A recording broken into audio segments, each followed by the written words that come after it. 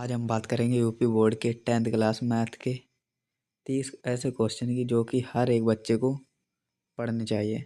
जो high school में है उसे हर एक बच्चे को पढ़ना चाहिए। आइए देखते हैं इन क्वेश्चनों को।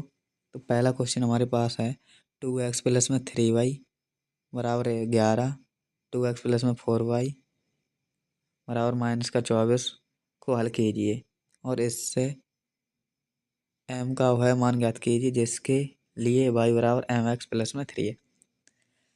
ठीक है, ये क्वेश्चन बहुत बार पूछा गया है तो इसलिए इसको भी कर लें। फिर उसके बाद देखते हैं दूसरा क्वेश्चन। पिता की उम्र पुत्र की उम्र की 7 गुनी है। 2 वर्ष पहले पिता की उम्र पुत्र की उम्र की 13 गुनी थी। दोनों की वर्तमान आयु। तीसरा क्वेश्चन देखते हैं। बिंदुओं a-2, 2 और b2, 8 को जोड़ने वाले रेखाखंड AB को 4 बराबर भागों में विभाजित करने वाले बिंदुओं के निर्देशांक ज्ञात कीजिए। अगला क्वेश्चन देखते हैं। 20 बल्बों के एक समूह में 4 बल्ब खराब हैं। इस समूह में से एक बल्ब यादृच्छा निकाला जाता है। इसकी क्या प्रायिकता है कि यह बल्ब खराब होगा। अगला क्वेश्चन आपका, यदि cos A बराबर √3/2 हो तो sin 2A का मान ज्ञात कीजिए। ठीक है, ये क्वेश्चन आपको तैयार कर लेने हैं। फिर उसके बाद देखते हैं नेक्स्ट पेज पे। अगला क्वेश्चन, एक ठोस एक बेलन के रूप में जिसकी दोनों सिरों पर अर्धगोले लगे हैं।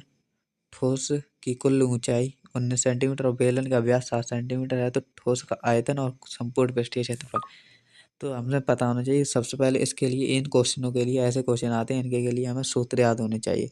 ठोस, बेलन, शंकु, घनाभ, घन, आदि, अर्धगोला और गोला, इनके सबके क्या सूत्र याद होने चाहिए। ठीक है, अगला क्वेश्चन देखते हैं। उस समांतर श्रेणी के पदों की संख्या ज्ञात कीजिए जिसका प्रथम पद 4, अंतिम पद 49 और सभी पदों का योग 265 है। ठीक है, हम बात करें यहाँ पर सभी पदों के योग के लिए तो इसके लिए फॉर्मूला होता है हमारा SN बराबर n/2 2a + n-1 में d। ठीक है, अगला क्वेश्चन देखते हैं। एक मीनार के शिखर से 50 मीटर ऊंचे मकान की छत तथा आधार के अवनमन कोण क्रमशः 30 डिग्री और 50 डिग्री है तो मीनार की ऊंचाई ज्ञात कीजिए। अगला क्वेश्चन देखते हैं। एक धातु के घनाभ की विमाएं 100 सेंटीमीटर गुणा 80 सेंटीमीटर गुणा 64 सेंटीमीटर पिघलाकर एक घन बनाया गया है। घन का पृष्ठीय क्षेत्रफल ज्ञात कीजिए। घन का पृष्ठीय क्षेत्रफल क्या होता है। घन का पार्श्व पृष्ठीय क्षेत्रफल की बात करें तो 4a² होता है और संपूर्ण पृष्ठीय क्षेत्रफल की बात करें तो 6a² होता है। ठीक है, अगला क्वेश्चन देखते हैं। 2 tan 30 degree upon 1 + tan² 30 degree का मान ज्ञात कीजिए। ये क्वेश्चन इतनी बार पूछा जाता है पेपर में जो कि हर सेट में आता है। ठीक है, देखते हैं अगले पेज पर।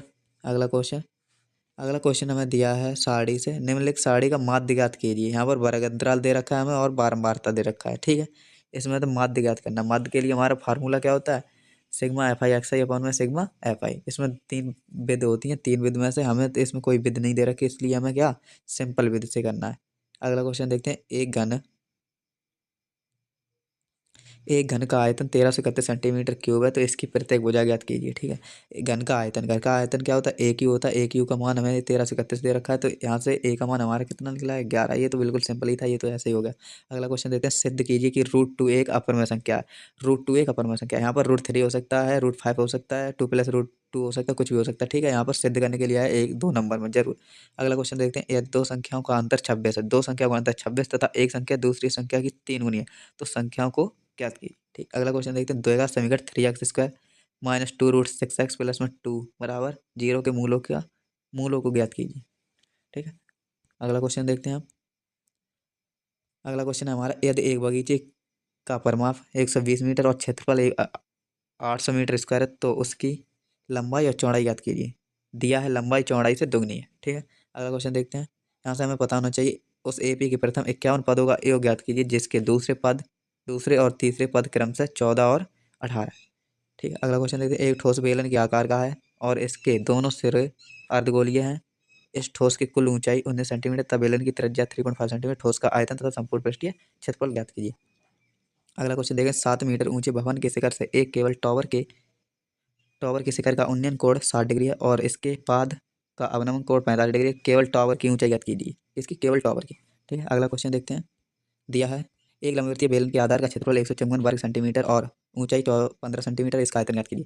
अभी हमने बताया था कि फार्मूला याद होना चाहिए, बेलन, शंकु, गोला, अर्धगोला, वृत्त और अर्धवृत्त, इसके सबके फार्मूला हमको याद होना चाहिए, उसके बाद ही ये आंसर निकलेंगे। ठीक, अगला क्वेश्चन देखते हैं, दो क्रमागत धनात्मक सम संख्याओं के वर्गों का योगफल 244 है, संख्या ज्ञात कीजिए। इस टाइप के 3 या 4 क्वेश्चन होते हैं जो सबको करने हैं। जैसे यहाँ पर दे रखा है दो क्रमागत धनात्मक सम संख्याओं के वर्गों का योगफल 244 है, तो संख्या ज्ञात कीजिए। ठीक है, अगला देखते हैं हम, 12 सेंटीमीटर वाले त्रिज्यखंड कोण 120 डिग्री है।